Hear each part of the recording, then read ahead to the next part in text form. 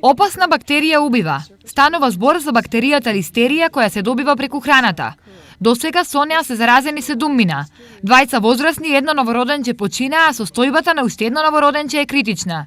Инспекцијските служби се уште не може да откријат каде е изворот на заразата, иако е даден налог за детални контроли. Веднаш контроли во сите поголеми објекти за производство за храна, посебно објекти за месо и месни преработки, објекти за млеко и млечни преработки. Исто така, Државниот санитарен и здравствен инспекторат е пратен во сите породилишта и неонатолошки оделенија да се земе за контрола од храната, млечната храна или млекото кој што се дава на новороденчињата и доенчињата. Во меѓувреме, дел од порталите излегува со информации дека бактеријата била изолирана во 2 домашни месни индустрии. Нови информации не се потврдени од надлежните институции.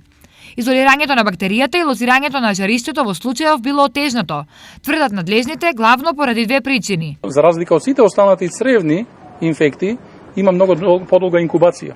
Знаете, инкубација на други цревни се движи од неколку часа до неколку дена. Овде инкубацијата е драстично поголема, па изнесува 1 до 3 недели вообичаено. И второ, што прехранбените продукти кои што се предмет на истражување за поврзување со ова, во најголема мера се отстранети веќе. Па е многу тешко да се дојде до било каква каузална поврзаност. Бактеријата главно се пренесува преку загадена храна, термички необработено месо, несоодветно измиени овошје и зеленчук. Листеријата може да се добие и преку млеко и млечни производи, доколку било заразено животното. Бактеријата не може да се пренесе преку воздух или од човек на човек, со исклучок од мајка на дете при породување. За да се избегне заразата се препорачува високо ниво на хигиена, термичка обработка на храната и темелно миење на овошјето и зеленчукот.